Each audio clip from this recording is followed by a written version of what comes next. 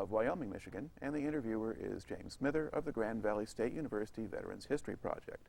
Now, Roger, can you start? Ron. Roger is another. There is a Roger Kloet who's a veteran out there, but he's not here. You're Ron. Right. Okay, so Ron, can you start by giving us some background on yourself, to start with where and when were you born? I was born 8 August 1936 in Grand Rapids, Michigan, on the west side, and on 2nd Street, which is now the portion of my house is under I-196.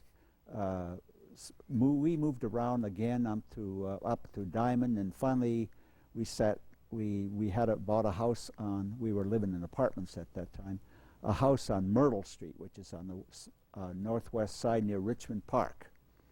Lived there in that house for years, and then we moved 2 blocks and got a 2-story home for the family, and it's still within 2 blocks of where I was living. I went to Christian schools for K through 9, took 1 year at Christian High. First I didn't like that really because I was from the west side and I knew nobody. And secondly, it was very inconvenient going on the bus every day, and then the problems with bus strikes or things. There were schedule problems. So I was convinced my parents, due to really the money, to go to Union High, and I graduated from Union High. Okay, and what year did you graduate? 1954. Okay. Now, what did your parents do for a living while you were growing up? My mother, up until World War II, was a house mother. My father worked for a company called the Printing Arts, which was downtown off on Lion Street, right across from Grand Rapids Community College. He worked there 40 years. He was a photo engraver, made plates for printing in the newspaper, pictures. That was his specialty, making the plates. He did that 40 years. She took a job part-time when we were in school.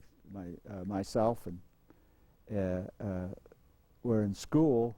She got a job at a grocery store on the corner of Muskegon and I think it was, I can't remember the exact street, Crosby, I believe it was, or Ariana, something like that. And it was called Labinskas. It was a Lithuanian store, good kielbasa and other things like that. She worked for years there, and then after the war, she took a job with Keeler Brass. She worked there. And she was I can't remember exactly how long she worked there because I left home actually after I graduated from high school. I enlisted in 1955, the 3rd of January, and went off to the Air Force. Now, why did you do that? Well, I was raised the old-fashioned way. Children were raised to leave the nest. I got out of high school, and they thought, well, Ron, you should go to college or get a degree or something like that, get a practical degree. Mm-hmm. So my mother was the big pusher on this one. My father was one of those that never said too much. I went to Davenport briefly, actually the fall semester. And also I had to pay rent and board, room and board, they call it, so that meant I had to get a job too, and I had a job then, and I was going to school in the morning and working in the evening and being home, but felt, in a cage practically, and I wasn't happy with the school. Not that I couldn't handle it, but I just didn't like it. Mm-hmm. And I was restless and wanted to get away, so I joined the service. Okay, and why did you choose the Air Force? Well, I took the testing, and my test scores were high. I went to the induction center, and I didn't want to get drafted because friends of mine who graduated high school in '54 got sucked up into the draft and went to Korea. And Korean War was still a concern. There's still a war. Of course, there's still at war, technically. It was officially over, but the shooting hadn't entirely stopped. Precisely. So I joined that, and because of my scores at the test that you get at the recruiters or the center down in Fort Wayne, I think it was, in Detroit, I qualified high, so they sent me there. I didn't sign up for a particular career field, but they sent me to mention the security Air Force Security Service, which is Signals Intelligence Organization, and that's how I got into that. Okay. Now, where did you go for your basic training? Lackland, which is in Texas. That was my first trip to Texas. In January, incidentally, it gets cold in South Texas in January, and January through April. I think it was 12 weeks at the time, a little more, 12 weeks, I believe. Mm-hmm. What did the training consist of at that time? Typical, going to rifle range, PT, marching and marching and marching and marching. Some classes, and I don't remember what they were, but they just kept you moving, and GI parties, you know, typical basic training. Try to get you from civilian life into the military. Right. And how easy or hard was it for you to make that adjustment? Not hard at all, really, because I it just physically was a little more challenging because I was never athletic. I like to read books, you know, Mm-hmm. sort of thing. And it wasn't hard at all. It just, what was beautiful about this, and people don't realize, you meet a cross-section of society. Mm-hmm. Before, I'm living with Hollanders or Polish people on the west side, and that's it. I mean, there was, if you know much about the ethnic background of this town, when you live in a Dutch community, which I did, and go to Christian Reformed Church and Christian school and all that stuff, you're just isolated from the outside. Mm-hmm. One of the reasons I thought about the outside, and I mentioned this, is when I was still going to grade school, my uncle, during the Second World War, one of them, Herb, who's dead now, lived with us before he went in service. And then when he came back, he lived with us again, and he filled my young head with all kinds of stories about his experiences in the Navy. And I had other uncles that went into the war, and I heard things when they came back. So I was interested, you know, in something outside of Grand Rapids. Now, the people you were training alongside, how much diversity was there? I mean, did you have black or Latino servicemen there? We had some, yes. Yes, there were some in there. Mostly, we had a lot of people from the South, which was a predominant ethnic portion of the population that joined the service in those days.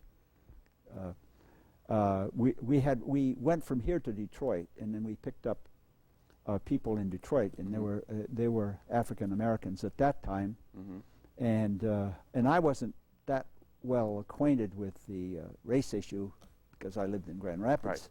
Right. It became hit home is when we were taking a train from Detroit down to Texas, and we stopped in a town called Palestine, Texas, or something like that. And we got out. They let us off the train to get something to eat because it was, you know, there's no food on this troop transfer train, and they blocked the blacks from coming into this restaurant. They wouldn't let them go in and wouldn't feed them, and then I said, well, now I know a little bit. But they were across the races. There were no Asians in that time in this platoon, but there were blacks, yeah. But the instructors, or they call drill instructors, were Southern boys mostly. And did they treat the black soldiers any differently from anyone else? No. Okay. They yelled at everybody. That's the way it works. All right. After you complete that first 12 weeks, then what do you do next? Well, I got orders for my training school, which was to be at Kelly Air Force Base, which is 50 cents travel pay from Lackland. Right. And I get leave so what do? I take a plane and buy a ticket and fly back to Grand Rapids, piston driven too, by the way, and then I have to go back there after I finish, and I go to what the Air Force calls technical school. There at Kelly Air Force Base on top of the hill is where the Army, the U.S. Air Force Security Service headquarters is, in training school. Okay. That's where I went training. Now, what did your training consist of there? Learning how to analyze traffic for from intercepted communications, or they teach you codes and stuff like that, and you have to. It's like reading crossword puzzles in some way. And I'm a crossword. I do crossword puzzles in the morning when I eat, drink coffee. Do the crossword puzzle where you try to work out anagrams too and stuff like that. And they how to see patterns of it. Pattern analysis is one big thing. Right. And I was a radio signals analyst. Material, not the signals, but the material that's collected. That's basically what I was trained to do. Radio intercept traffic analyst was the title I was given. All right. Now, while you're training there, well, first of all, I guess, how long does that last? Well, it lasted from April through August. Okay, so about another 4 months there. Yeah, another 4 months. All right. Now, during that time, do you get to go off base and do things now? And Oh, yeah. Or San Antonio.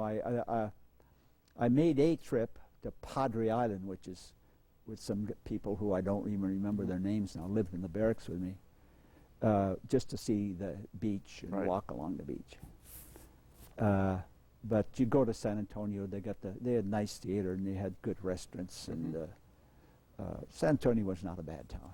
Hot in the summer though, very hot. In general, did the population kind of like the airmen well enough, or? Well, San Antonio's unique. You always had Air Force bases. I mean, there are more bases around San Antonio than any other place in the country. Right. You got Brooks, Randolph, Lackland, Kelly. You got there's another. I can't remember all of them now. And then you got the Army, Fort Sam Houston. They're there, and so you got a lot of military presence in San Antonio. So it's a friendly atmosphere. Okay. All right. Now, once you complete that round of training, do you now go to active duty or get more training? Well, that was active duty. Okay. That's all active duty. After 3rd January, I'm on active duty. All right. And I'm getting shipped overseas, so I have a 30-day leave, and I go home, and then report to Travis Air Force Base in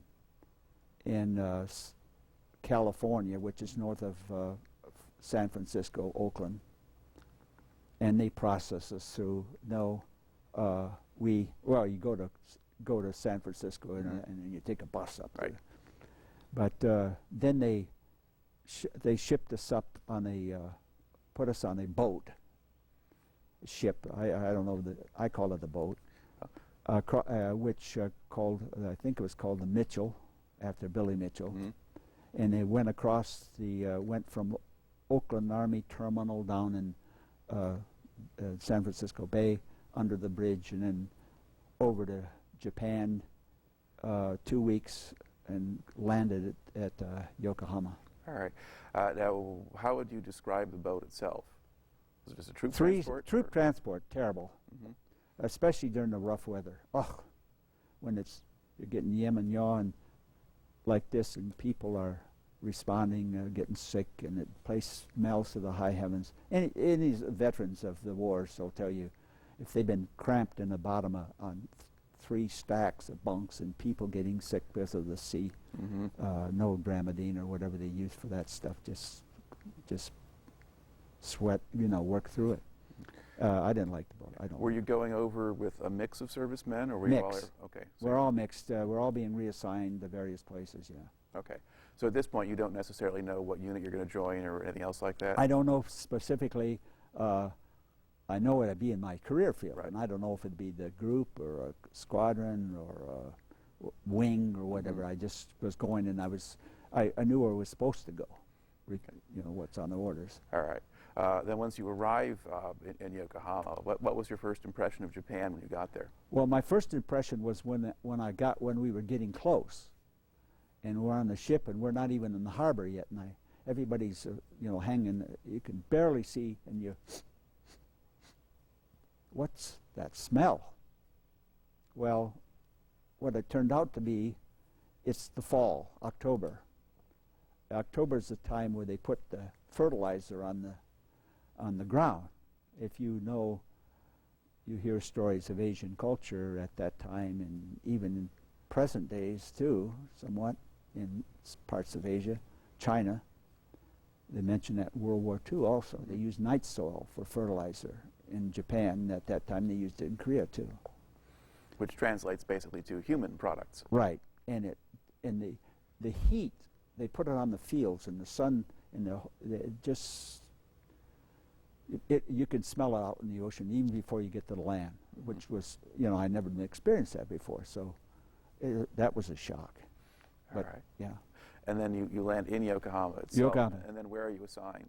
I'm assigned to, it's called the 6902nd Special Communications Group at a little base called Shiroi, Shiroi Air Force Base, northeast of Tokyo. And I can't recall how I got there today. I know how I traveled when I went down to Tokyo, the train system, but they got some buses picked us up and took them. Our particular, there were several big Air Force bases in Tokyo, Johnson and Tachikawa, and there's a couple other, Yokota. But this place where we are is a little off nobody was supposed to know where it was, and it was sort of a way into the hills, and so there were very few people getting scheduled. So I don't remember what kind of vehicle even took us, but you're looking out the window at all things. It was nice experience, pretty in the countryside. Right, and basically, what was the base for? I mean, were there aircraft based there? Or was Nope. this just intelligence? Or? Just intelligence. Okay.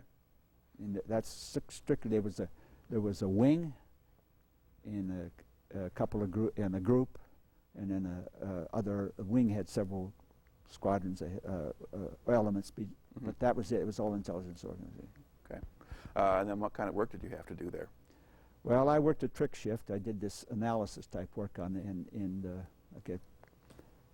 the building with no windows. Central air, not central air, but air system. Ventilation system, because you can't have anybody able to look in the windows. You can't have you have protective type shielding, so no signals can or go out of the building. So it was very claustrophobic, because you go in a building and the swinging doors to the right, and then you take a left at the first one, and you go through another pair of swinging doors, and you're in your work area. The working consisted of analyzing these papers I got, the gleaning information, filling in a computer worksheet. In the old days of computers, 80-column sheets, you put in, it's printed, and it went to a key punch, and they had a computer of sorts in those days that collated data and put it into the forms, and then you took it. You covered a specific area. I was a Soviet guy, Soviet Union, and then they come back with a printout, and you correct if any mistakes were made in the key punch operator, and then went back into. They put it in, and then these forms, I don't know, they weren't scanned like you have today, but they went back to a higher headquarters or sent out by message or something like that through radio airways. But I didn't know that. I just edited things and kept track of things in my area. All right. Now, were they keeping you busy? Was there a Oh, lot yeah, of stuff always. to sort through? Well, see, intelligence is a 365-day-a-year job. In signals intelligence, definitely. It's not training. It's doing a job, and that's one of the benefits of the jobs I've had in the Army and in the Air Force too. Was that in intelligence you're working at a job, you're not training. The only time I did participate in what you call training to any extent was when I was with it says on there, the 3rd Infantry Division in Würzburg in 1972-73, because you weren't doing a live mission. In all those other jobs I've ever been in, I did live mission. 365 24/7 there was a mission going on. I worked a portion of that mission, and that's what keeps your interest. You're doing something. Even the headquarters company commander, when I was at Bragg, you got troops, you got a mess hall, you got a motor pool, you're doing something. Training is just driving me absolutely crazy. Yeah, but basically signals intelligence has to go on all of the time. All the Whether time. you're at war with somebody or not, you need to know what they're doing or keep track of what's going on. The bad guys. Yeah. The Russians were the bad guys that time. Chinese too, by the way. Right. Okay. So now, when you're living there, then what did you have? Kind of a daily routine or a regular schedule? Oh yeah. You got up on your own. Then no formations, no fall in. You got a work schedule. You got to be there 7:30, I think it was. Not sure. In the morning, you got up. We lived in barracks, 2-man rooms. Of course, the NCOs had better quarters. I was just low on the bottom of the totem pole. I had a roommate, several different roommates.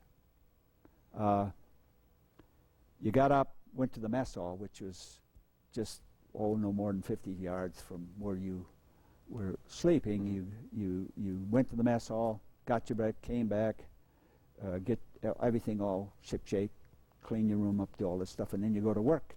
And you go through a gate, and there's a security guard there on the gate in a shack, and you got to have a badge. It's got to have your name and picture and all that stuff, and they check you out.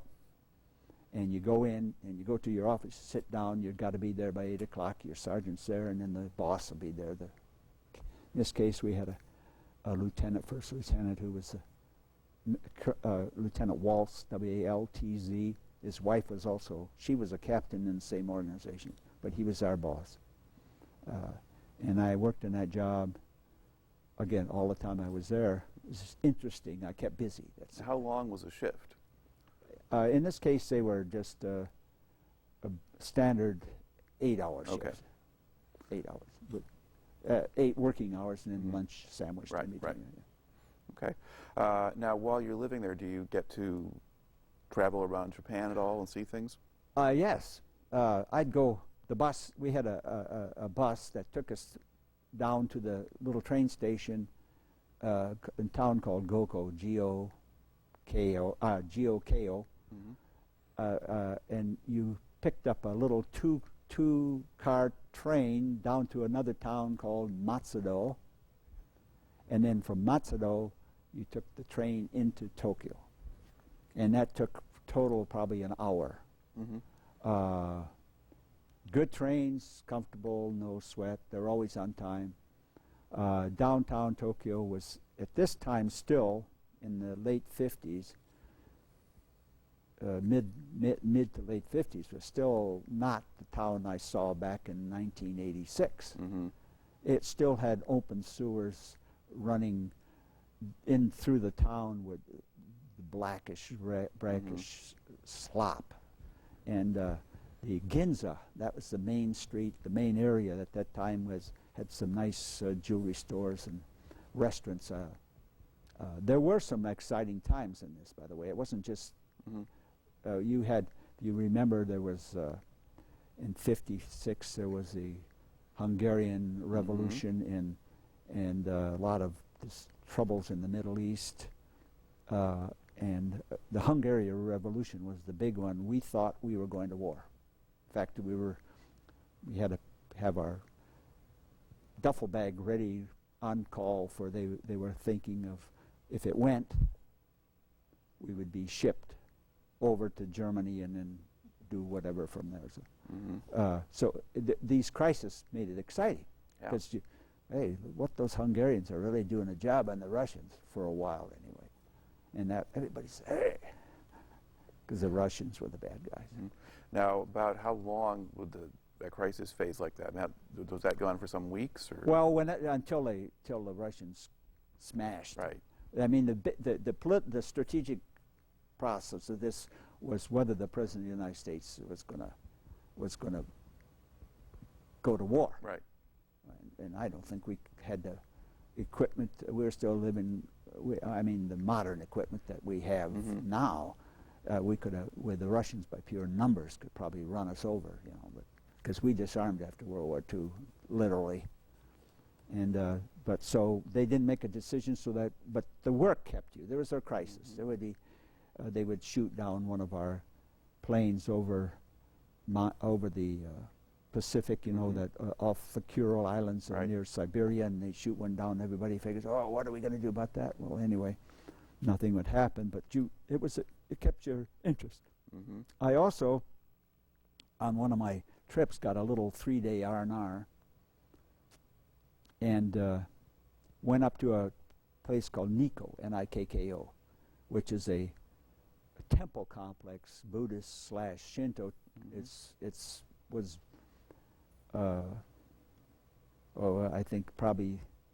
think it was Tokugawa, in the Tokugawa shogunate. I don't know which.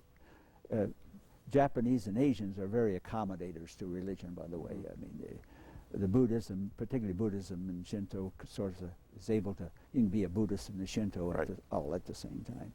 And down in Vietnam is the same way, by the way. I mean, they don't fight over it that much. It's not like Islam and Christianity and things like that. But so I went up there and there's temple. I got slides for this. Beautiful. You know where the symbol, hear no evil, speak no evil, see no evil. The 3 monkeys. Yeah. There is the shrine, the temple, where this is a fresco type thing. I mean, you know, what do you call it? Ceramic or whatever. Yeah, a relief kind of. A relief on this temple entrance, where that symbol is there. I got all kinds of slides, and I got like that. Which could be no good anymore. So you were getting your learning experience. Oh yeah, learning experience. I liked some of the food. There was Hungarian restaurant in Tokyo in '56. A woman who started it had escaped, and they had I was introduced to Hungarian goulash the real way. Boy, that was good. There used to be a kiosk come on the post. We had Japanese workers on post who did a lot of support functions, and they have a kiosk particularly for them. The thing was, the food they served, these soba, which is a type of a soup. They have the other stuff.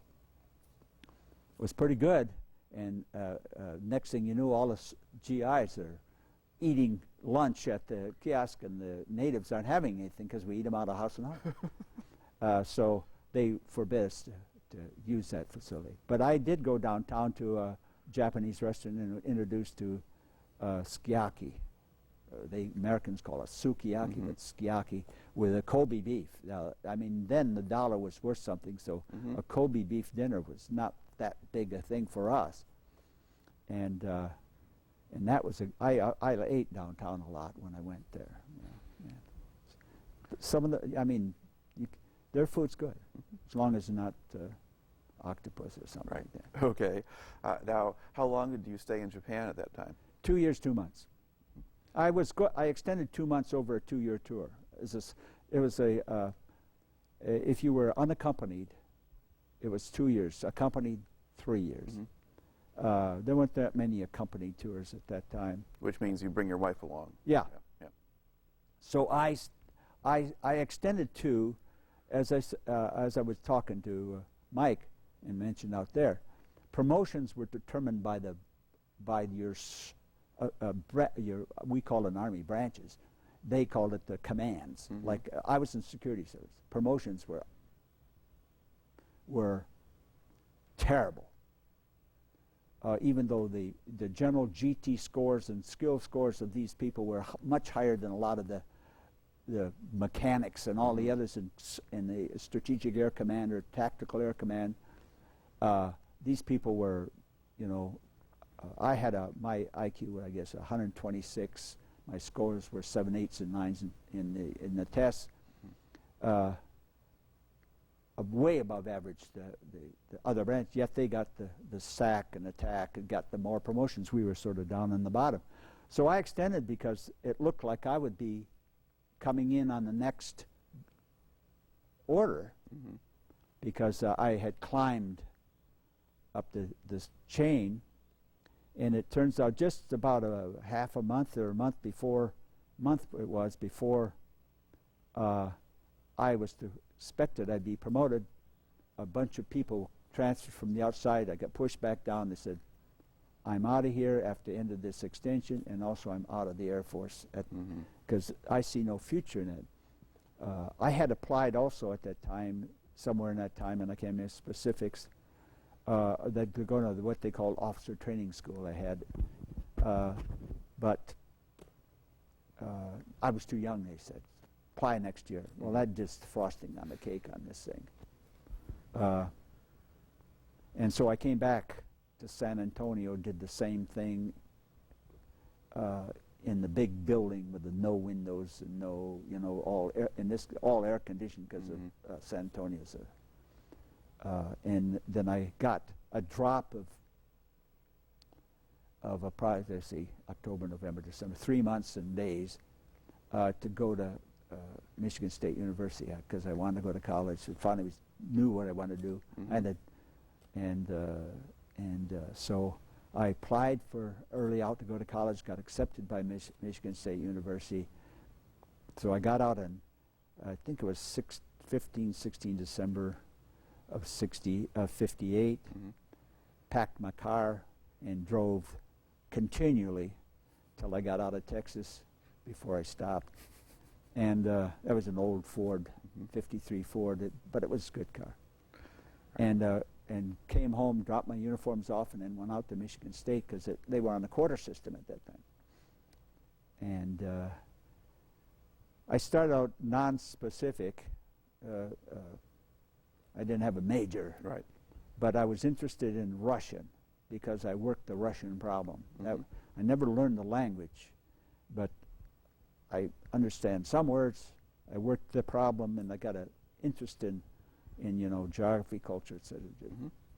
So I took Russian language and literature. As I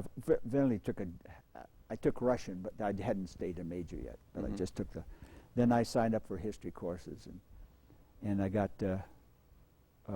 eventually majored in Russian. I took Russian history, political science, Russian political science. Actually communism, and Soviet economics under Dr. Harrison. He's the one I remember. Dr. Adams, my Russian history, he was a good historian, really crackerjack. Previous CIA employee, eventually became dean of the College of Science and Arts, or Arts and Science at Ohio State University. Good instruction. Minored in German the last 2 years. I took German too. So I was busy. Russian was tough though. Now, did you have an idea of what you wanted to do once you completed the degree? Well, that's another question. Interesting, because I thought of going on for a master's right afterwards. Well, I started the master's program, but I found out that my Russian was intellectual. 4 years of filling my brain with words, but yet not being able to commute vocally. I mean, just memorizing and words and structures and knowing how to put the right words in the right order and the endings and all that. But yet, I got into the master's program, and they start talking about phonology and other things like that relating to language, and I just said, well, whoa, I'm out of, this is, too much. So I had, before I went into the master's program, actually to go in the master's there was second plan B. That was plan B, because I applied for jobs. And what are you, with a Russian language, prior experience in signals intelligence, who's going to, civilian economy, hire me? So I applied to Central Intelligence. Michigan State's got a great employment service right there. And they you tie up to add names, addresses, or whatever. And the National Security Agency. And with the CIA guy, agency, I had a job interview. They arranged a job interview at Rackham Hall, University of Michigan, which was subsequently burned down during the had a fire later. I don't know why it was during the student things. Yep. That's where the CIA guy kept an office. And so he interviewed me, and this was in the spring sometime, and I hadn't interviewed with NSA. I had no response from either. Summer's coming up. What am I going to do? You know, money is getting scarce. I got to get a job. So I can't remember what I did as far as finances go. I think I was working the post office still, but I'm not sure of that. But I'm getting anxious, so I applied for grad school. Of course, they took me, and it's funny. You go on the master's in language, and that's I didn't even have to take that language aptitude test because I just finished 4 years in writing. But the literature thing wasn't too bad. But when they got someone talking language structure and phonology, I was just completely out of it because, again, I told you what you learn. I could read, I could write, but I couldn't speak. Yep. And that was one of the big mistakes in the way they teach languages in those days.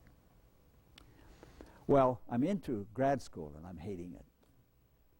And if you believe in fate or karma or providence, you know, from upstairs, all of a sudden one day, I think it was a Monday, I got a call from Langley, or not Langley, but from Roslyn, which is, you know, they have a fun office from the agency, CIA. We want you to come down for an interview. We want you to hire you. I was getting financially, it was getting tight because I'm paying this grad school. And I had some GI Bill, but by that time it doesn't count for very much. Right. So I said, okay. And they said, well, we're going to send the tickets, what do you call it, fast mail. Just you know, just sign for it in your tickets. So they did that, and actually, that was on a Monday, and I think a Wednesday I got the tickets. But Wednesday also got a call from NSA saying that we want to hire you, because the NSA is signals intelligence. Well, I said, I'll go with the agency. Big mistake, but that's history. They called me, when can you get here? Well, I was living in an apartment in Lansing with my friend Igor, who lives in Okamus now. And jumped in my car, and my dad had given me a Volkswagen Beetle. He paid the first $1,000. I paid the remaining plus tags and taxes and insurance and that. So loaded all my personal belongings, which were not that many at that time, clothes, and drove out there, and they put me in a hotel in down D.C. on E Street, which runs off from the executive offices to the east towards, which subsequently became known as Watergate? Watergate. Okay. Towards the Watergate. And I was in there, and they sent us to school downtown. There was a building there, and what was the street? I can't remember the street now. All I know is the Soviet embassy was close by, which I thought was interesting. They gave us training, I could type, by the way, because I took it in high school. One of the smartest moves I ever did. Typing classes in, here's the agency, here's what we can, how to line and block charts sort of stuff. In general things, they kept us busy for a couple of months till we had during that time we were scheduled for polygraph examinations, the final testing, the physical. I don't know if you've ever had polygraph examination. That was my first. And subsequently I've had other ones. This was the first one and the last one that was what's called a lifestyle polygraph. If you ever watched NCIS or some of these things, that's sort of talking a little bit about that. They get very personal about your whole life, and there are two types. There's counterintelligence polygraph, and then there's lifestyle. Lifestyle covers every facet of your personality, your associations, feelings. They want to make sure you're going to be, that you're not, in this case, crazy or homosexual or whatever. And so as soon as you pass that, you go to psychological evaluation by not a psychologist but a psychiatrist. You get all that through, and then they call you up to work. And I scheduled to work there right after the first of the year, January, and I went into the big building. That's where I worked for from January '63 through August of '64, and I quit. I was a temporary employee, which means you're a 2-year employee basically, and you're being evaluated. And most of the people do you know anything about CIA? Just a little bit. A little bit. The audience may not. So yeah, audience. CIA has got several missions, and the mission I was in was basically in the human intelligence side of the house. And there are a lot of support functions to go along with it, editing documents and sorting things and taking track. That's where I worked. It was boring, but it was just a test period. Nobody's there permanent except for the supervisors.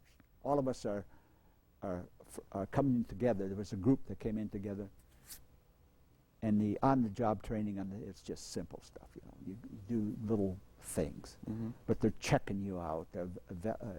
Called vetting is a term. And okay, that's fine. It was boring. And the supervisors were people who had been there so long. They some of them worked in the field, but were declared persona non grata in whatever country they were, and they had idiosyncrasies and divorcees. This is a lot of problems, physical and mental problems. Not mental, but just they've been in there too long, and they're in charge. And I didn't see any progress in this. I'm not being trained for anything that I would be doing in the future. I'd make contacts with people in various sections, but that was only just because there was a difficulty in something, and I had to talk to the guy. But they wouldn't let one of the bosses didn't want me. I had to tell her every time I went someplace, because she was concerned that I would try to get away from this place, or that I was trying to get too smart and take her job. And the other guy I worked for a while, he was in a wheelchair sort of thing. Well, he had those things, he walked. Yeah. But he wanted to kept you in sight all the time. But I didn't really like that. And then I talked to a friend who I worked with, a co-worker, and he was frustrated too. We all were. He says, I'm a National Guard officer. Did you ever think about going in the reserves, getting a commission? He says, what I got to do? Well, they got to go through a process. You take a test, and then you go before a board of officers, and they evaluate you, and you got to, they check your previous mail, all that stuff. So I said, hey, I'll try that, see what happens. So I filled out the application, did all the things I was supposed to do, and then I went before a committee, a board of officers, and they, took a couple hours. They asked all kinds of questions, and next thing I knew, you've been approved. So then I was sworn in, and I was still working there, in the basement. What really made me feel that there's got to be something else. Being treated like you don't know anything, and not that I'm a genius or anything, but putting up with having to work in an atmosphere, and then finally told out what they want to do for you in the future. I'm not the kind of person that is can go sneak around, and I like to express what I think and take it or leave it. That's what. I didn't like the idea of becoming a spy. Yeah. That didn't appeal to me. I prefer being in the signals intelligence if I was going to do that type of work, but not human intelligence. I'm not that type of person. And then this at work environment, I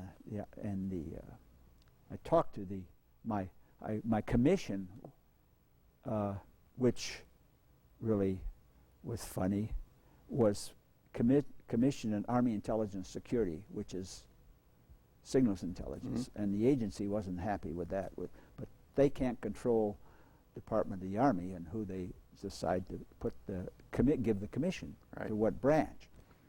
Well, with all this frustration on the job, I said, I've submitted a form. I don't know what its number is. It was something 100. Request for active duty. And on below, got a letter back. Your approved orders. Report, Fort Devens, Massachusetts. And I came in about a month before I was supposed to report, and says, I'm resigning. They transferred me immediately to another job in that same division, another menial job. And I just reinforced, working for another person who was been there too long.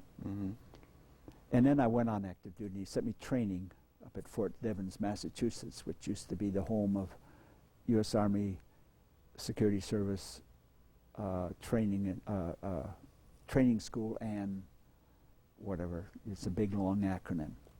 Training center and school. Okay. So when did you start there? What date? October, I reported there October 24th. It should be September 24th. Okay, it should be on the agenda there. Right. So 1964 then. Yep. I went to school there. It was enjoyable, though it gets cold up there too. And I was there till December the 5th.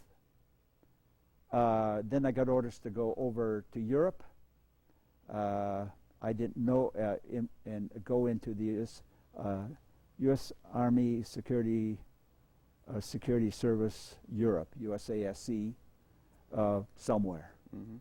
So I arrived in Frankfurt on Main after I took leave back home. I had a car. At that time I was driving a Triumph TR4. Don't ever buy a Triumph TR4. Mechanics like it. Yeah. You know, it's like the Jaguar back in those days. You can pass everything but a garage. And dropped it off to my dad and give him power of attorney to sell the thing for me. He's living on the west side of Grand Rapids, off of Pine Grove. Anyway, and then flew over to Frankfurt am Main.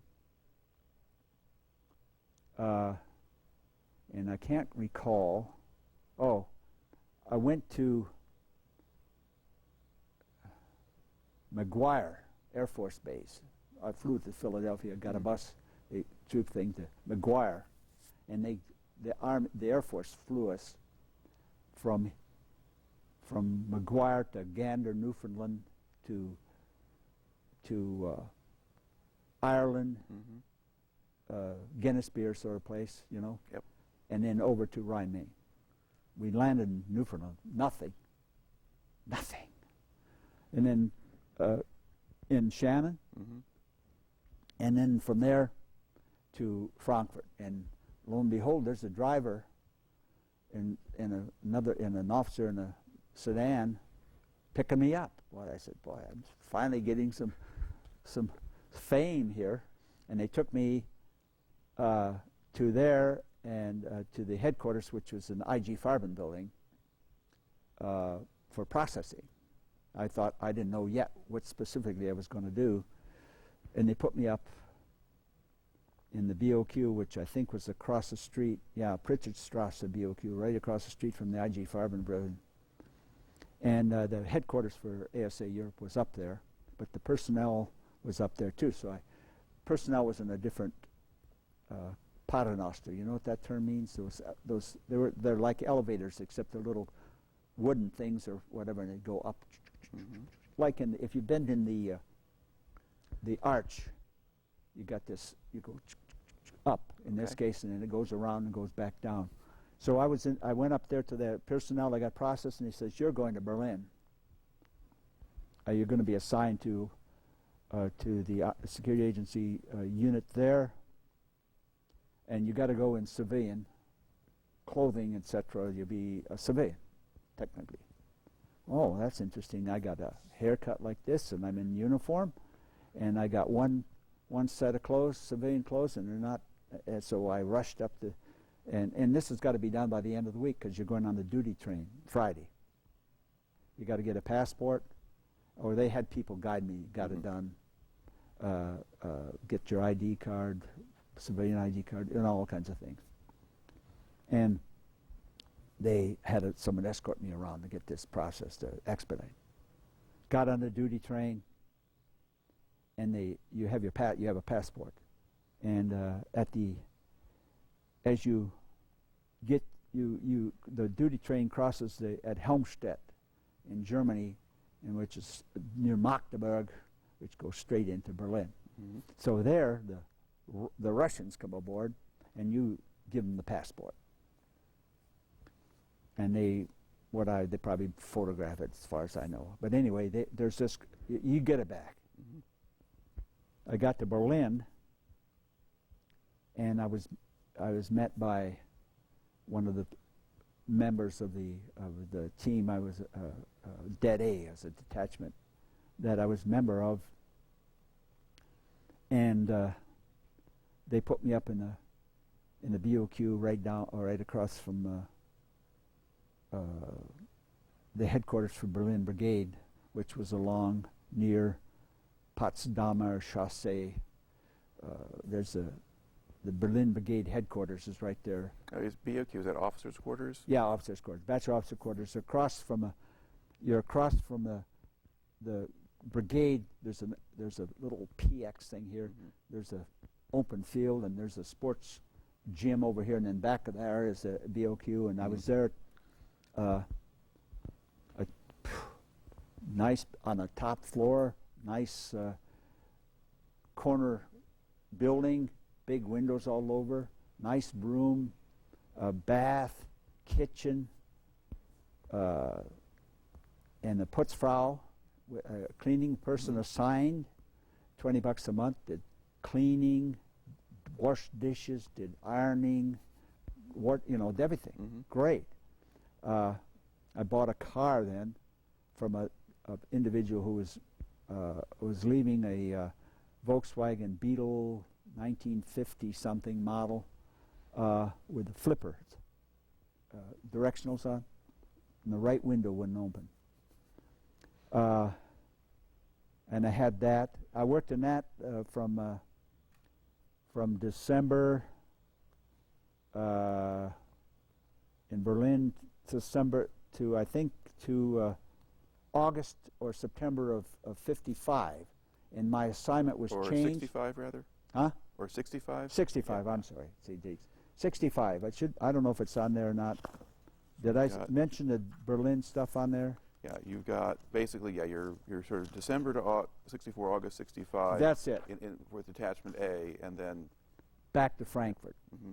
Well, the reason I was reassigned my slot, other than the little problem with the people in the next door unit, and that was minor, that my slot was vacated and to not be filled. I mean, budget, whatever. I wasn't at that echelon. I was a second lieutenant, and not the echelon to know how they were budgeting and how they decide if they're eliminating, or they don't eliminate, they just vacate the position and don't fill it. So because they were over strength or what mission dictates how many people you have. Right. So I went back to the headquarters after Frankfurt, and then I was assigned from August to June '66 to the what was called Headquarters and Service Company, but I was down we had a detachment down in Gutleut Kaserne, which is next to old German Kaserne, next to the main train station there in Frankfurt, and we had troop billets there, and a motor pool, and I had the function of being a de facto, because they didn't fill the position of detachment commander anymore. This guy who was in there before left, rotated, and they just put me in the job without slotting it. Were they starting at this point to kind of shift people out of Europe toward Vietnam? Oh yeah. Or Well, yes. I would. The thing about this particular business I'm in, if they wanted to keep you, they'd keep you, and you could fight and do whatever. The only one way you could get out at this point in time was to volunteer for Vietnam. Well, I wanted to get back into what I was doing in Berlin, which is classified. And, you know, that's what my Russian and my German and all these things were for. Well, you're doing a good job down there, Ron. Oh, yeah, I was a good job. Got good efficiency reports. But that wasn't my first love at that time. So they're going to keep me there as long as you know, you're 3 years in Europe, so it would be, in this case, December 64. 3 years would put me through December 67. Yep. Well, I didn't want to stay another 2 years in that job, even though I was like a king down there, because as a first lieutenant, you know, I was in charge. But you were managing things rather than really doing intelligence work. Precisely. I was doing KP, running a mess hall, which is, I learned a lot, dealing with promotion boards, barracks inspections, all that sort of thing, and which was educational. So they weren't going to put me back, so I said, well, okay. I applied for Vietnam, volunteered to go to Vietnam. Oh, but they couldn't stop it. So I left in June of '66 for Fort Bragg, North Carolina, to process for overseas replacement, in this case to the combat zone. So we went through gas chambers and rifle ranges and uniform issues and blankets, and so we all had a whole bunch of what they call TA-50 with tent and tent poles and you know, ponchos and a whole 2 bags of stuff, and did training and PT and stuff like that. And, it was about a 3-month, June through September. I can't remember. We left in September to go to Vietnam. Yeah, it was just about 3 months. We did the qualification. We took rifle range. I shot expert too. It's funny. With a .45 to shoot expert, but you know, I was the deputy commander in that, and I didn't keep my own records, so I can't claim to. But we went over there on a ship. I thought, boy, we're going to fly. Au contraire. We went from Pope Air Force Base, which is right outside of Fort Bragg, on an airline called Saturn. It was a contracted airline, DC-6Bs, 4-engine turbo pistons. Flew to can't remember. We flew to Travis, because it was military contract. And then okay, still didn't know. And next thing I knew, they loaded us on a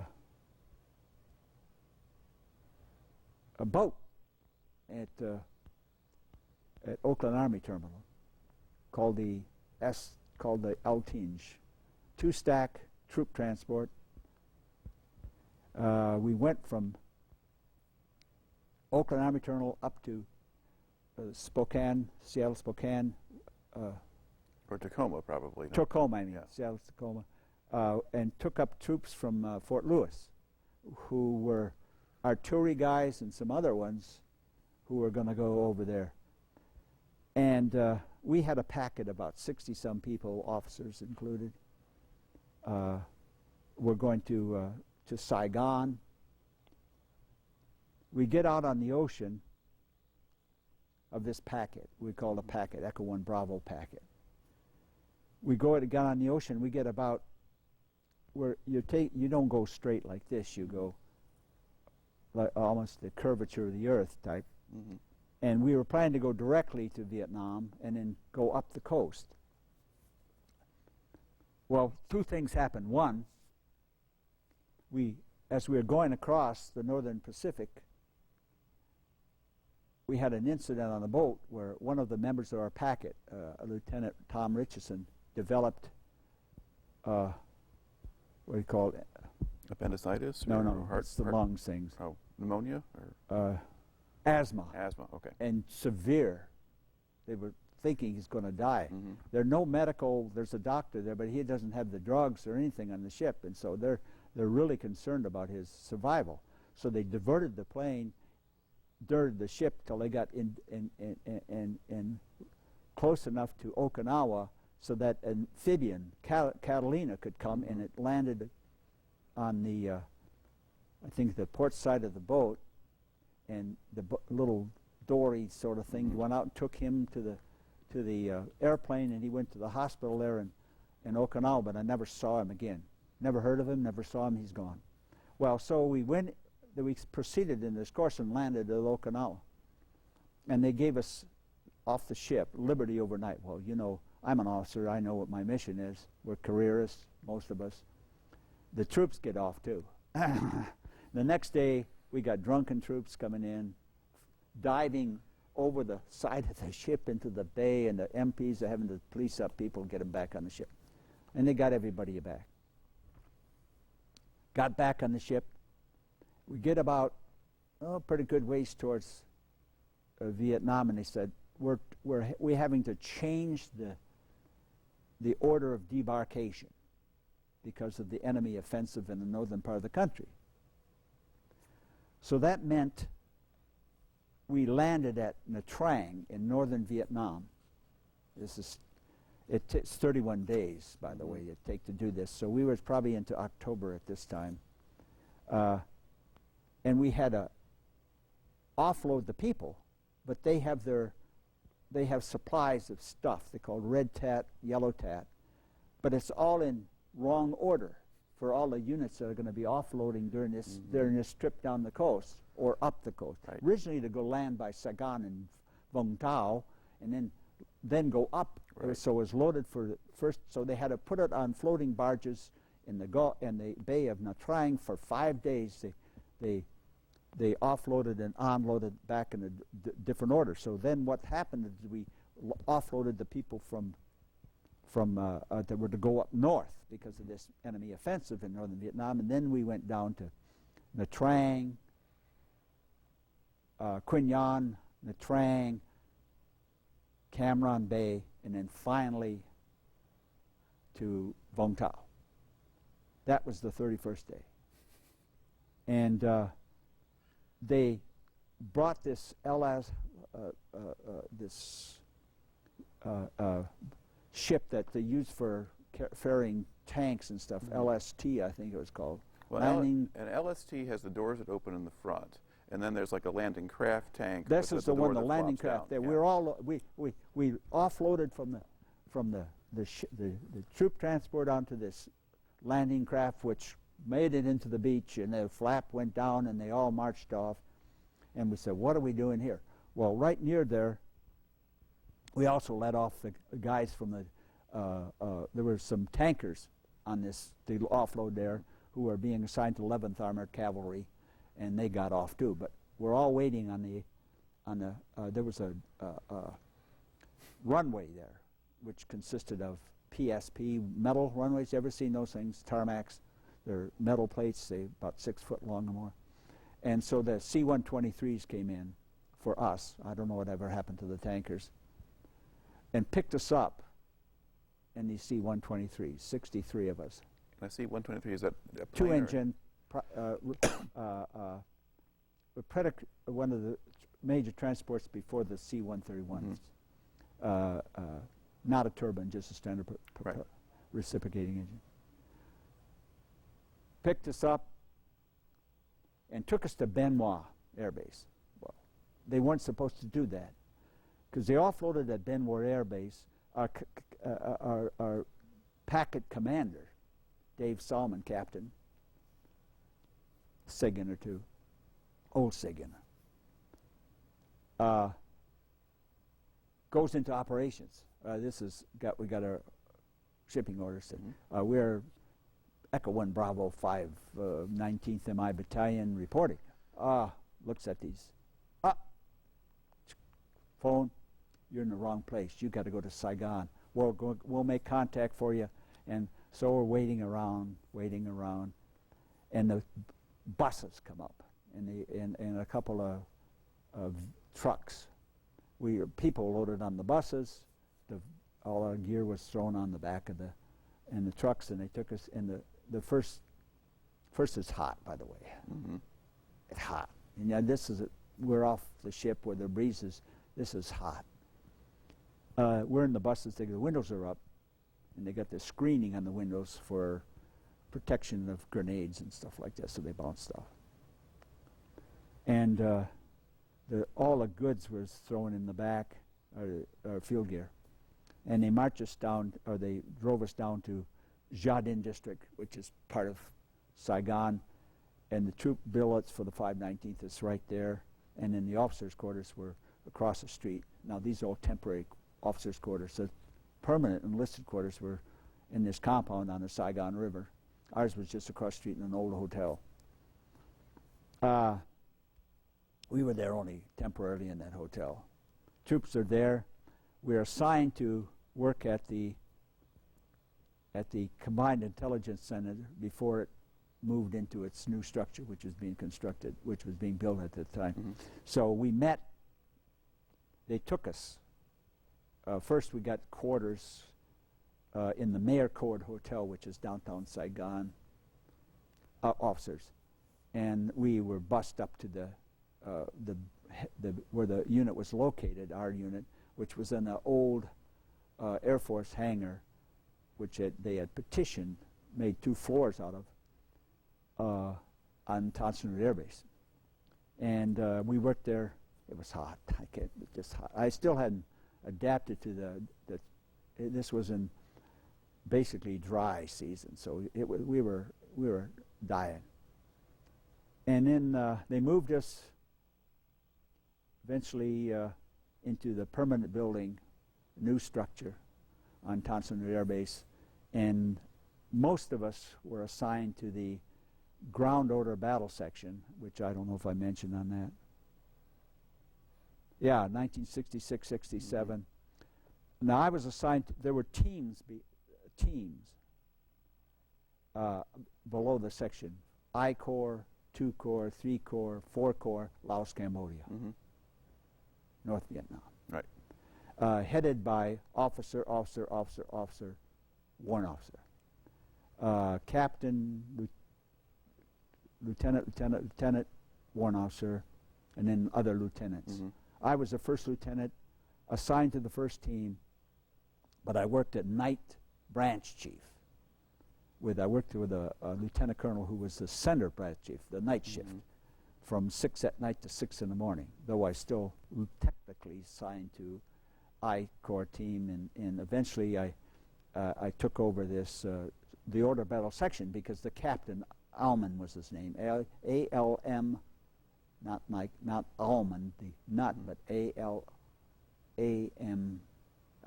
L-M-A-N-D, Almand. Okay. And because I was getting promoted. And I had those people. Dave was still a captain there, and technically he had data rank on me, but ground order battle section chief is basically write efficiency reports, supervise production, receive distribution, and control an incidents team, which was right in my office, that took the data that they produced at the team's level, again, the 80-column input sheets, and then taking it, processing it into the the database, which I think was a UNIVAC type computer, and again printouts and all that stuff. We did studies on the Vietnamese army and infiltration and stuff like that. Now there was an order of battle studies people. They did infiltration quarters and other rice studies and stuff. We did order of battle, bullets, equipment, personalities, maneuvers, size of units, organizations, platoon. Initially, we relied heavily on the Vietnamese data, which they had the same problems we did. They were not getting a lot of data. So they didn't have much by way of human intelligence? Not at that, at 66 it was, there were a lot of what you call agent reports, but we were getting a lot of agent reports produced by a part of the 525 MI Brigade. I didn't mention that because that's not my boss. They're there. The MI group that was known at that time. Our battalion was part of that group, right? And they had battalions that did collection, and they were getting agent reports. And agent reports, how can you rely on information if you can't anyway vet what you receiving? And so nobody gave these reports I got any credence. The only reports that got credence is the ones, like I get some good ones from the Vietnamese, but where Americans capture prisoners, or where they found boxes or papers or documents, and are translated. We had a document exploitation center right in the same compound, which translated this stuff. And so then you develop some reality. Were you getting much by way of signals intercepts? Or you couldn't have it. See, there's compartmentation. Okay. No one was cleared for that stuff. That's a whole different business again. This is standard tactical intelligence. It's not strategic in the sense that we're not talking about, is there going to like, is Saddam Hussein going to invade, or is Ho Chi Minh's going to? We got indications of activities, propaganda, and indications of hostilities by contacts of increase, all those sort of things. We did that. We made studies. One of the probably positive thing came out of that was that all the information that they collected in the country, like what American units made contact such and such place at such and such coordinates, that data went into the computer. Now, they had no way of collating this in any, not like you can do now. We put it all together and show. They just give you. They had a pinout. They call a printout and a map, and all the printout did is put little numbers on a map, and of every incident took place without any analysis whether this report's valid, that report's valid. They just report everything on these big printouts, and the little numbers. And if you get in a place like Saigon and the environs, it's all black with little numbers. You can't. Where's the pattern here? How are we going to determine what's going on? But the information's in the database, and with proper programming, it can be extracted. So, and on that, I'll explain that later. So we did studies, and we had database where there were contacts, real contacts, and all that stuff was in the database. So I worked that for a year, and we sat in some important studies. We did a study about rear service groups, a big study in '67 about how many North Vietnamese are there really, and we had they brought it's almost comical. Lieutenant Colonel from the headquarters of MACV. That's where Westmoreland is. The big guys, right? The stars. This Lieutenant Colonel came back from Production Division. That's a major portion of the J2 staff is production. It's usually headed by an 06 who's future G2 three-star So officer. production, what is being produced? Intelligence reports. Okay. They print the reports. So he came down. We did a study on numbers of enemy in country, the total strength of the North Vietnamese and NVC units in South Vietnam. We came up with a figure, some 300 and some thousand, which MACV didn't believe. Did they think that was too large or too Yes. small? Okay. And which CIA agreed. Mm-hmm. I mean, we're off a few figures, but close. Right. They had a big conference. If you remember, this is the era of Lyndon Baines Johnson and the whiz kids of McNamara, Yep. who saw all, heard all, fought all, who wrote a book subsequently doing a mea culpa, mea maxima culpa. I'm sorry, I made a mistake. Oh, well, that's great. They took our data. I mean, this was a major project to redo all our database, check it, the figures, how we come up with strengths and all that. And that was a good drill to a certain extent, but it still came up with almost the same conclusion.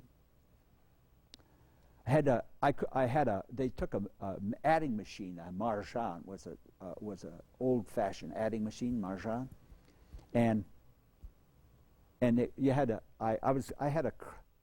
we had one in the section. I had one of my, on the incidents team, a guy was very good with that machine. But the lieutenant colonel, well, we can't, it's got to be an officer. So I take Lieutenant Donnie Manchester, who's in charge of the incident team. I said, Donnie, you're going to have to run this machine because the colonel wants an officer. Okay. So they're still playing Army games. So they come up, and again, the figures were the same. They took the figures. We busted our chops. They were given to a colonel, I can't remember his name now, who we thought was who understood. But like a lot of people who think that promotions are more important than necessarily doing what he thinks is right, he goes to the conference, and all of a sudden, they throw out the whole thing. I spent a week. All 60-some people in the whole section were working on this project, going through the files, extracting information, collating with the old, and getting it done. And so this was in August. This was in the spring. We got this data. In August, General Graham came along. General Graham was Colonel Graham then. General Graham became the director of the Defense Intelligence Agency. And he was an 06 at the time. But because his star was rising, you went to university, right? You know what it is when they set committee meetings, what they're like. Whoever's the senior person there, everybody who's thinking about future, promotions, whatever, tenure, whatever you're thinking about, you always gravitate sort of to the guy who looks like he's going places. You know, the big, and Graham was that guy. So they came up with they were doing an estimates study on the enemy's capability to conduct offensives in South Vietnam. Well, distribution we were getting in was indicating that something was up. So apparently they wanted to see if the enemy, what that would be like if they could handle it.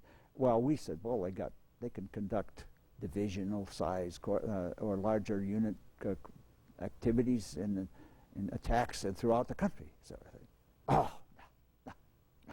And this is August of 67? 67, yeah. Yeah. This was the light at the end of the tunnel era. And this was dictated by, that's the reason the thing was, the original studies were thrown out was because McNamara was having a big to-do with the director of CIA at that time.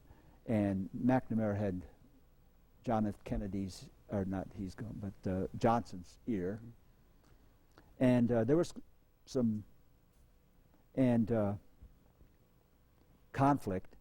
And well, that has to do with a lot. When you talk numbers, you start talking how many people you got to have and how many more guns you got to have and all this other stuff. And this was before pacification came on board, and they created the committee, rural development, our corps. They called they reorganized MACV and created MACV, the military, and then MACV corps, which was advisory system, and they're going into development, and they changed the whole thing. But anyway, this is before that. All right, we've got our Colonel Graham, and he's gone, and he's rejecting the ideas about how many North Vietnamese Viet Cong there are. Yeah. He left, and I rotated. There's a lot of people rotated, and the ones who, most of them came in September on the boat with us, were leaving. I went back to Fort Bragg, but what's interesting enough, guess what happened in March of 68? I mean, in January 68. Well, you get the Tet Offensive. Tet. Yeah. And what size units did they attack in? Divisions. 9th VC Division was really VC. There's a whole bunch of divisions, major attacks throughout the country. But anyway. Let's follow a little bit here with the sequence of your story. So basically that meeting there, so you've got August of 67, that's kind of right there toward the end of your first tour then in Vietnam. And so you go September, you sent back to Fort Bragg. Yeah, Fort Bragg. Okay.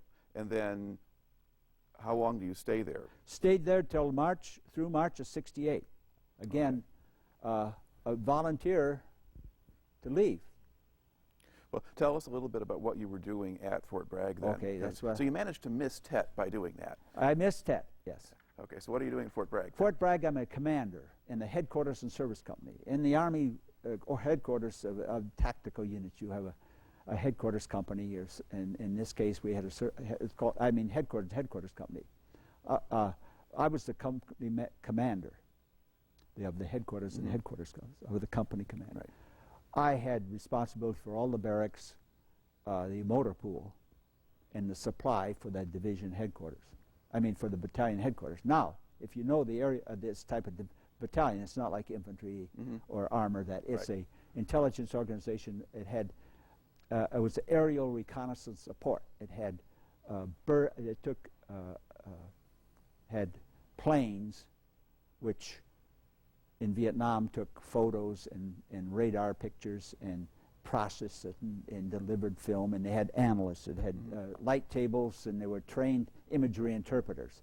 Of course, again, this is the war. Nobody's doing this. You don't have full strength of the units. Even then, our headquarters company was bigger than the whole rest of the battalion, the detachments. They have no mission, and we had all the support and everything. So, there were problems with supply, problems with the motor pool, and it just didn't seem to get any better. And at least I knew where the enemy was, and he was just North Vietnamese in VC. So I had that. I got the thing organized. I found all the property, got it all squared away. The hand receipts were okay. Oh, incidentally, in December of that year, I came down with probably, they haven't really determined it. One doctor said sarcoidosis, the other one said dengue fever. I was laid in the hospital for 2 weeks. And again, I hadn't thought about going back at any time, but while I was there in the hospital, the battalion commander allowed now I had on orders, had my deputy commander as the commander, but he allowed my supply sergeant at the time to get an early drop to go over to Germany. Well, this should have been accomplished with a inventory and transfer when I was there, because when I got back there, they gave me a supply sergeant, Sergeant Adams, who came in there and said, "Sir, we're in trouble. There's some things missing. For example, sheets, pillowcases, blankets, you name it, it's missing." Well, a lot of that stuff was major equipments were moved around with nobody knowing where the stuff is. That's easy to, that was the big line items. They got that squared away. But the sheets and pillowcases meant that some trading had been going on. And so my sergeant, who was Sergeant Adams, was a good trader. He went and he knew friends that were assigned to there was a training brigade, basic training that time at Fort Bragg, and had friends, and was able to get some trainees to help him with the inventories and getting everything squared away. Well, he did that, and we ended up with missing 6 OD watches. Now, why 6 OD? You've seen this. You can get them at this Army surplus. Well, in those days, they had serial numbers on, and therefore were carried on the property book. They were property of the Army. Well, the boxes were on the shelves, but the watches weren't in the boxes. That was the only thing missing. Well, we sent a letter to Germany. The sergeant had to pay all money for that stuff. And I said to myself, this is just, so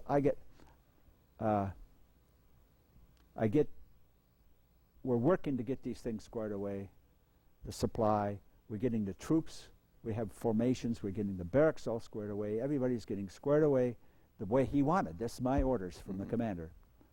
And it just seems everything, nothing is going to really going to look like it's going to last. And I now learn, that was a lesson to me, because I didn't think about when I first took over. I opened the desk drawer, and there were about 4 or 5 bottles, 2 of them empty, 2 of them full, and the rest partially of Maalox. I never met my predecessor, and I see, now I know why. Even I cleaned it out, I know why he was taking this. It was, it was amazing, except for the commander, who was a colonel, light colonel, and this deputy, who was a major, Palamo, and Roberts.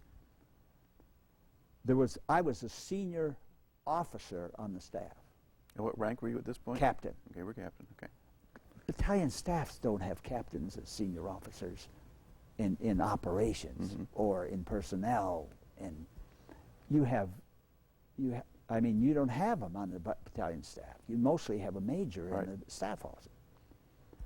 So I was a senior guy, and I was dealing with these people who were we had infantry, sort of a terminal Army infantry officer, terminal mean he's probably going to get out, in supply, who just did nothing. And you had a warrant officer, maintenance officer in the motor pool. Hey, sounds logical, right? Artillery maintenance, nothing to do with vehicles.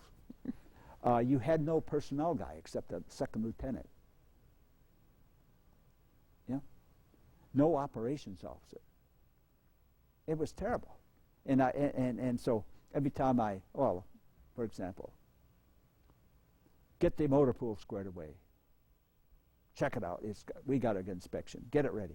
So I had sent detail down to there from the headquarters. So the personnel assigned to me. So I sent details down. Anyone below E5 and below, who was except the morning report clerk, and he's the one that works for me because he's got to do this by 11 o'clock every day. You go to certain on the days there's roster, you go down the motor pool and maintain vehicles. Well, he was misused by this warrant officer who wanted them to take care of supply chart paperwork. Do-outs, we call them, when there's nothing on the shelf and you got to put a piece of paper there to show that they've ordered supplies. And then, so I said, we're getting dinged for these vehicles. So I said, this first sergeant, we got to put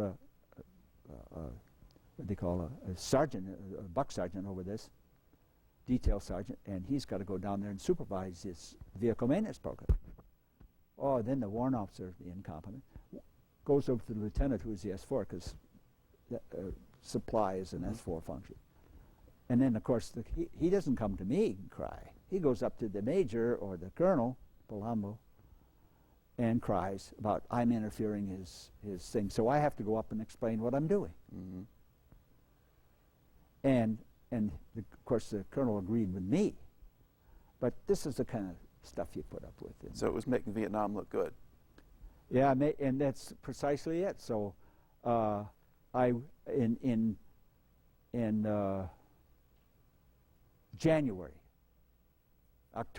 February of '68, I put in a request for reassignment to Vietnam, volunteer, and they sent me up for school again to Fort Holabird, which still exists, to get tactical intelligence staff house. It was the first year, the first course they had done, because by that time they saw that they've got to have trained company level captains and below officers in these battalions. If they're going to you can't just go out in the jungle and bump into the enemy and expect to be successful. So I was the class leader at that time of that course, and we were there just from March to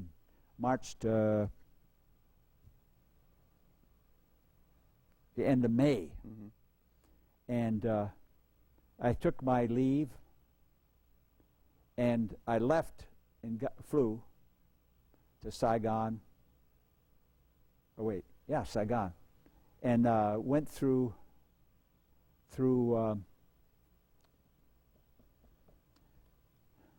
Camp Alpha, I believe it was. Alphas were was it Alpha? No, it was Long Bin Army replacement depot sort of thing. And then I went from there to Cam Bay to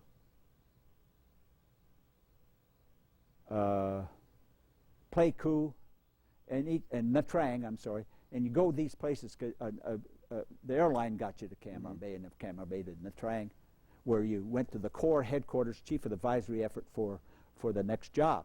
And then you went from there to Pleiku, where the military guy was there. I mean, where the Corps was Colonel Barnes at the time, was then soon become General Barnes. And then from there down to the division area, by me to it, where I talked to another major, and then from there I went to my team.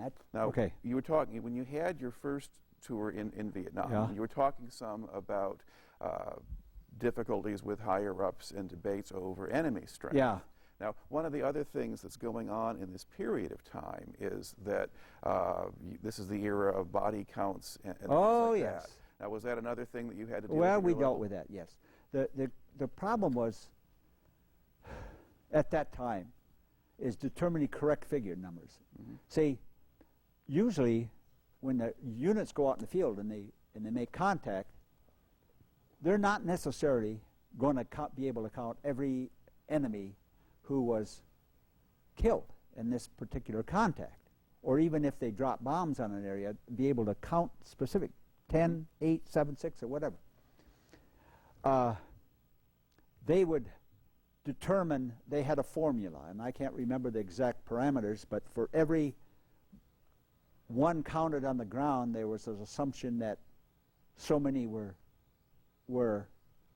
carried away. And there was the enemy used to carry their dead away unless it was so large and they were just totally enveloped by the American. But mostly, and you come in contact, and both sides pull away.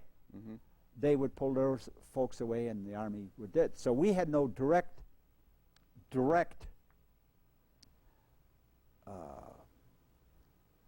specific account. So what they did is they had a formula, and I can't remember the exact formula. They also did it for prisoners, because you'd see blood trails and that. So they assumed was so many. I mean, with wounded. Yeah. There are so many.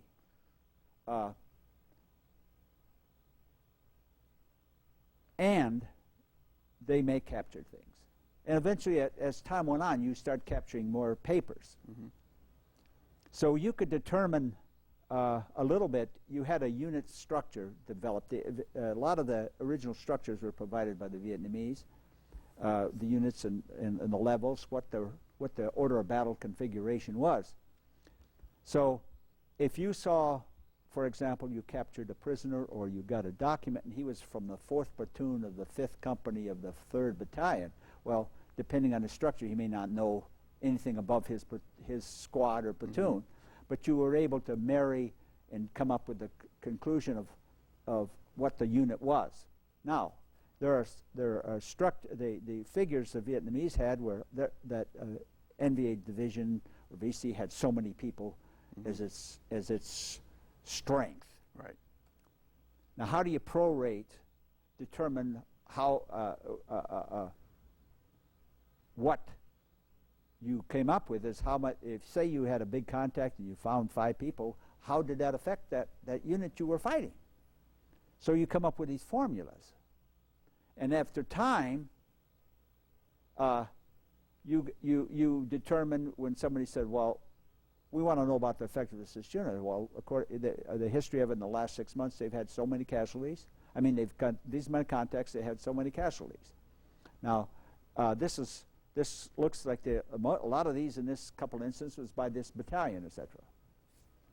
So you would subtract that figure from the strength of that one battalion, of that one regiment, of that one division. Now, you don't know exactly how many replacements by the beginning. That's another, how quickly replacements come. These studies on infiltration help you with that somewhat.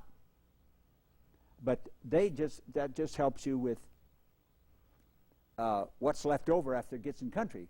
They were pounding these things all the way down the Ho Chi Minh Trail and such, so you don't know how. They may have started out with 10,000, they may only ended up with so many, but you don't know which units they go to, and that's another thing. But as time went on, up until 67, 68, there wasn't a good handle on this, really, on combat effectiveness of these units. Because we just up, especially in the southern areas. Northern areas, there were a lot of big contacts up in the north. But all of this worked in. The formulas just give you approximate strength. That's it. And the fact that we were close to what the agency was done gave us made us feel that we were on the right track. But that didn't fit in with the figures that people in the Pentagon had, because there was a phenomenon going on, and you probably heard about this. A report of something that happened in Saigon had to be something's got to be up at the Pentagon as soon as possible. Well, and they were making decisions based on what they were given directly, and I can remember just a little incident when when we're going to my second tour. I'm getting ahead of it, but yeah, but as an example, works. As an example, yeah. We had a contact. I was in the bunker on duty that night, staff duty officer. They were firing mortars at us. They were landing on the bunker. I could hear boom, boom, boom. I get a call from the higher headquarters. This is in Nha Trang. This is where our higher headquarters, because they're getting calls from anytime there's incidents, they go, somebody's reporting. What direction are the mortars coming from?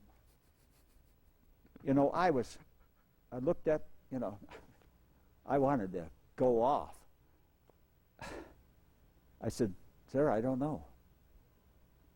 And I hung up, the communication was over. It got me on, I think it was a high frequency, was sort of like, what do you call Mars station? Hams. AM. I talked to the colonel. I said, Colonel, they want to know what direction the motors are coming from. I don't know. They're landing yet. He said, don't worry about it. Okay, fine. Micromanagement of things. McNamara is much has been written about the Johnson era. I personally feel, and I was working at the agency in the first part of this, from 62 to 64, and I always felt, though I disagreed with Kennedy and I thought he was somewhat of a bon vivant or whatever you want to call it, northeastern. but he had a handle on. He could control those people. Mm-hmm. Johnson seemed to leave the war, fighting the war at the McNamara, and Right. he's on a social agenda. Mm-hmm. You know, the freedom of what they The call Great family Society. in the page and the Great Society Yeah. program. That's what he was interested in, not. And then he'd react. He was a reactor, not a policymaker. He had. I don't think he. Kennedy. I've given more I've read on Kennedy, the more you got to give him credit for. At least he was in charge. Him and his brother, anyway. They were in charge, and the Secretary of Defense belonged to him, not the other way around. But anyway, that's some stuff. Okay, now let's go back then. Was there basically the time when in that first year there, in '67, was there pressure from above to give as high a body count as possible, or were there expectations that we should be reporting that we're killing enough of them that we're winning? Well, the formulas did that. Yeah. Okay, so you just apply the formula. Just apply the formulas. So you're a level, you're just taking whatever information is coming to you from the field and then just doing Trying the to math. put it into some order and Okay. give it. We weren't privy to signals intelligence, the Mhm. high level stuff. Right. Even though the Vietnamese director of the Joint General Staff, the intelligence officer, would talk to his Vietnamese in my compound, and he would get the privilege of sitting in with our VIPs, and he said, we knew that a long time ago. See, this was Americans trying to run a Vietnamese war. And I can get into philosophy on that thing, because in my years in there, I've gone through the phases of that war, and Okay. Well, at this point, we're kind of focusing on this first. Yeah, I know. Now, you mentioned which was we're going to bring you back and do more. So here, you're mentioning, okay, so basically the setup that you've got with your unit when you're in Saigon in that first year, so do you have regular contact with Vietnamese intelligence personnel? yeah, every day. Okay. It was combined. Mm-hmm. There was a lieutenant in the first team when I was on the first team. I don't only one I know, his name was Long. Mm-hmm. He was a college graduate. He wrote poetry because he didn't give him any responsibilities. So he wrote poetry all day. Nice guy, very intelligent. They had a major in charge of the combined center for the Vietnamese, and I met him, and I met him again back in the States when he went to Fort Huachuca, where you had the intelligence school years later, and this guy was just crackerjack. The Americans, he was there permanently. I mean, he wasn't moving, whereas the Americans, they go on tours and they just keep changing who the commanders. In 06 position, and everybody's, I'm stuck in this place, so, how am I going to make general if I'm, But this is, they moved the intelligence people around, but the Vietnamese were there permanently. Right. And most of them were pretty bright, but they never got any recognition of the fact they were bright. So the Americans didn't really listen to them enough when maybe they should have. No. The war, that goes back, when it was, for whatever reason, the decision was made to allow a coup d'etat against the Diem regime, and I talked with my Vietnamese friends here about this. It was at that point we decided that we're going to run this war and then get it to the point where we can turn it over. We went from counterinsurgency to full-scale, almost a linear war, as they call it. Divisions against divisions, and battalions against. That was that just I call exacerbated the situation, because as the more we build up, the more they sent in. All right. I guess the other thing I wanted to ask about for out of this phase was you're based sort of in the Saigon area. What was Saigon itself like? What was the atmosphere like in that period there in 66, 67 when you were there initially? There was no combat in the city. There were the incidents. There was what they call Saigon Annie. I don't know if you heard that term before. Saigon Annie was a Vietnamese VC person riding on the back of a motorcycle who was going around and shooting at Americans at bus stops. It was in the papers, Stars and Stripes all the time. She during that time frame, she made a big mistake. or her luck ran out, in other words. She came up to the bus stop by Tonsanut where they wouldn't allow buses to go on the post, the civilian buses. So Americans were going downtown taking a bus. Had to get the bus at the outside, and there was a wire and the barriers. And one of the Air Force air police types was on there, and he was with a shotgun, sawed off, you know, the kind of riot gun. And he saw this coming down before she got. He had seen her. She was using a .45 pistol, close range. He had seen this going down, and he, with his shotgun, just destroyed her, the driver, and the bike. Blasted with it. That was the only. They moved us from that BOQ down in Saigon. Oh, there was a good restaurant down called the Mayfair. Served some of the best French onion soup I've ever had in my life. Better than I had in Europe. There were nice restaurants you could go to. A buddy of mine who I went to Michigan State with had happened to be signed there in Saigon to the 10th detachment commander of a transportation unit there right close to where I worked. And we got together at various times and go for dinner. He lived in the Chinese section, Cholan it's called. The garden is called something like it, Cholan. The Chinese lived there, a lot of Chinese.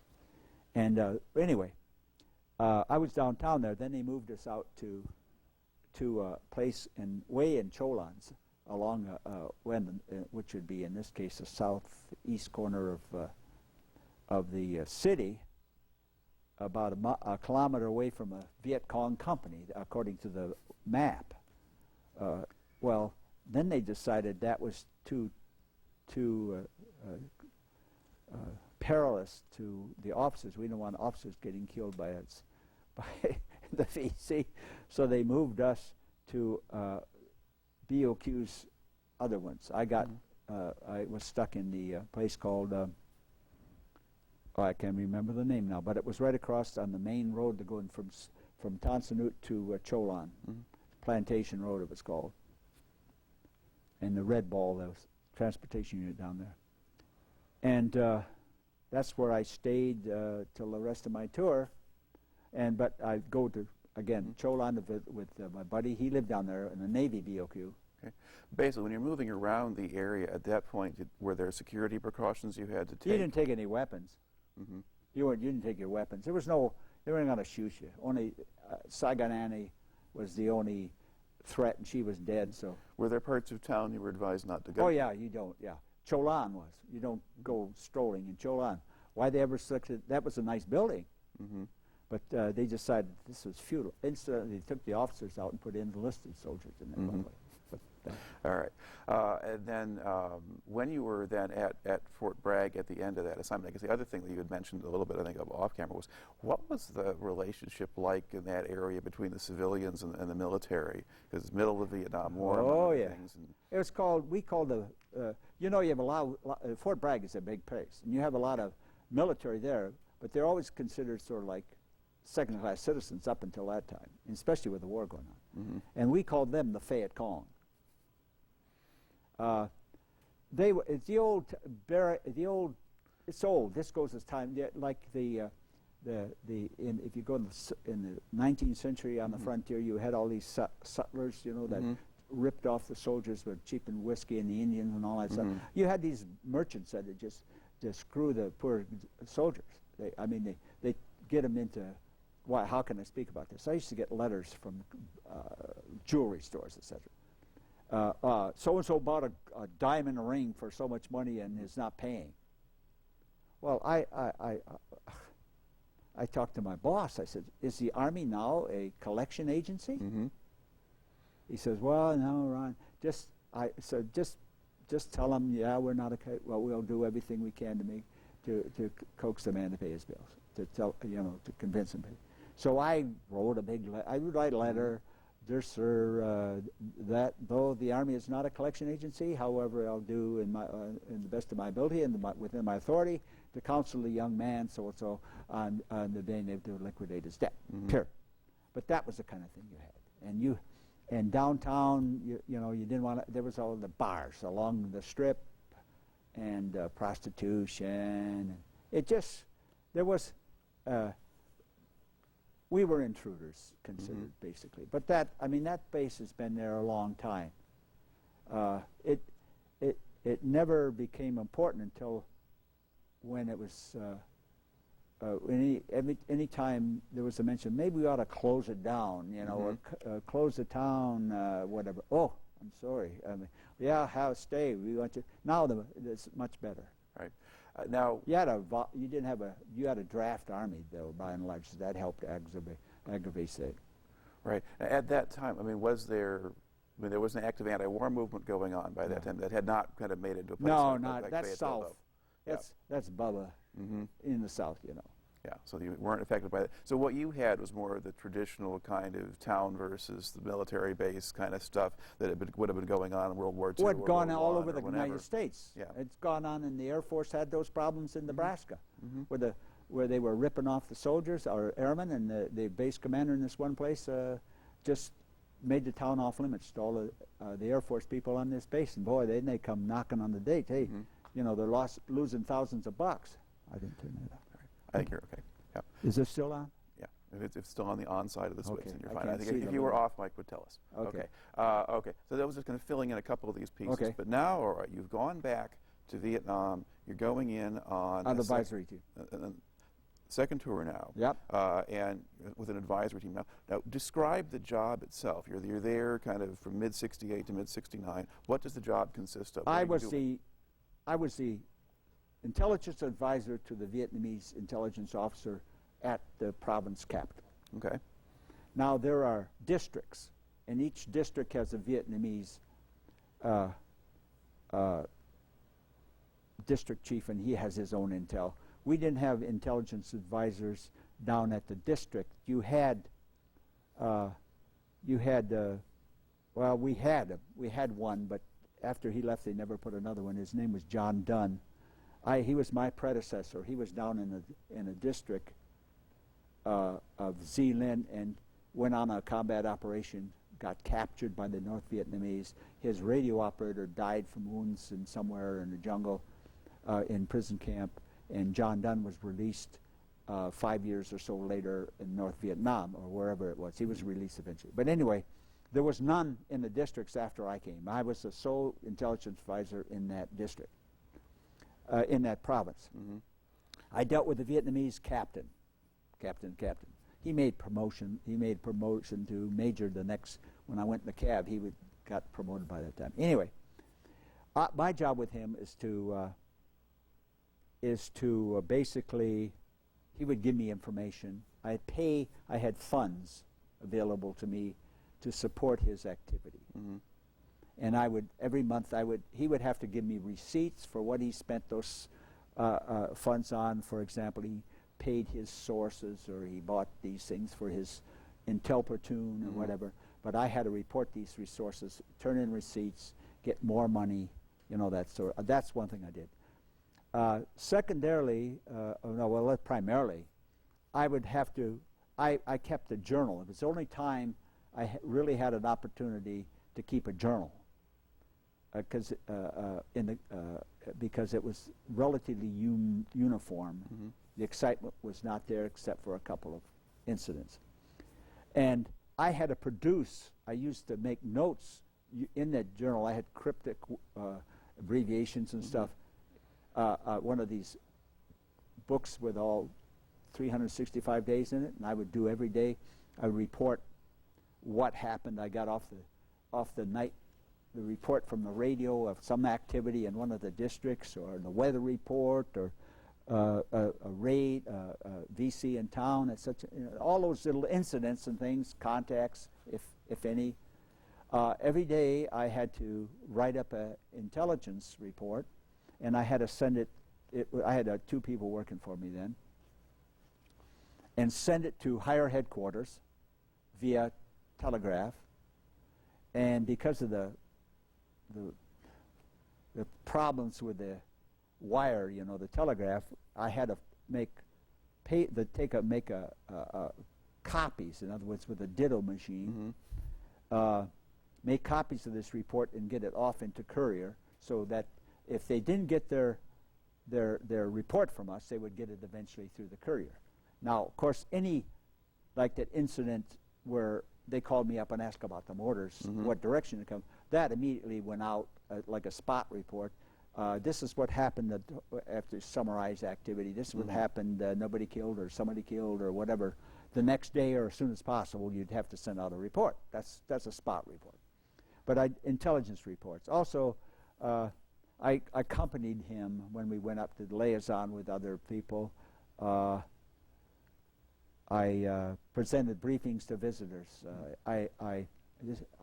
One of the most famous, the only time I really briefed a 4-star person was when John McCain, current the John Admiral. McCain, his father, Admiral McCain, great guy. I said, what happened to his son? But anyway, that's another story.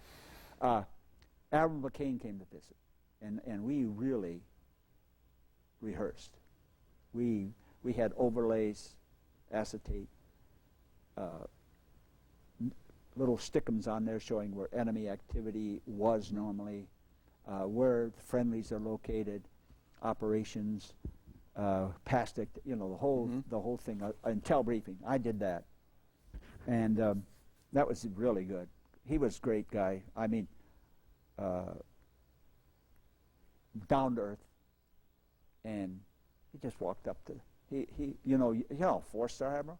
We drove in jeeps to pick him up. I was a driver for a 2-star admiral and his aide. 2-star admiral and his aide. And I drove him. We rehearsed how long it was going to take from the airfield to the briefing hall. Got everything squared away, and you get the introduction. This is I can't remember who gave that now, but. You'll get the standard intel briefing, and then we'll talk operations, etc., and we'll wrap this thing up. Fine. We got a defined time frame before he has to take off. Right. So I start talking. We all use the same piece of acetate, and I'm showing him the artillery fans, and and I say that usually the enemy is outside of these fans. That way we can't bother him. He can get through the. Make it where he's traveling. We don't have operations in these areas or whatever. And what are these? So the admiral's asking me. All right. Okay. All right. You can just leave the mic on because they'll. I think How are we doing? I think we're gonna go. Basically, we'll close out sort of a little bit more of this phase and find a good place to stop, and then we'll set it up to bring you back in for a second session.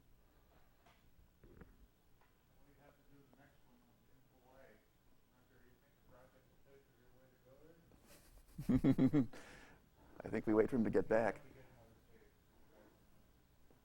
Actually, I am going deep sea fishing. I'm going to Kauai. Actually, given that it's almost, I think maybe what we ought to suggest is that we just use the end of the tape as the place to stop this particular session. Okay. And then what will happen will be, because they will, one of the things they do with this is that they edit it for. You guys can continue. That's a 3-hour tape in there. Oh, that is a 3-hour? Yes, Oh, okay. Yes, All right, in that case we will go a little longer. I'm on. It's forward, right? So I'm on? Yeah, okay.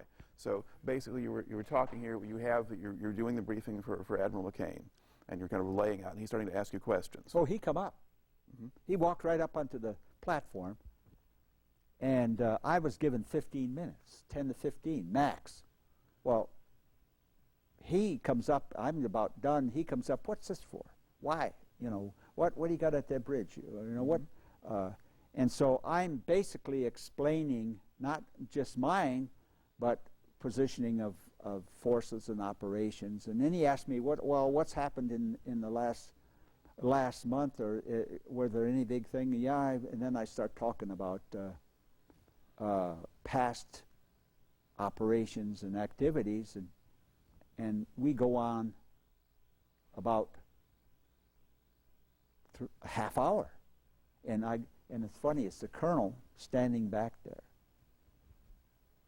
he's given me one of these things. That means, yeah, I'm going to say, sorry, Admiral, my colonel says we have to stop right now. But he was, we at least a half hour we were talking right on the stage together, because you know his followers that 1, 2 stars, they're just sitting there anyway. They're for the ride. We talked, and I thought it was great. Okay. At this point, my battery is about done. So now we have another technical glitch. If your light comes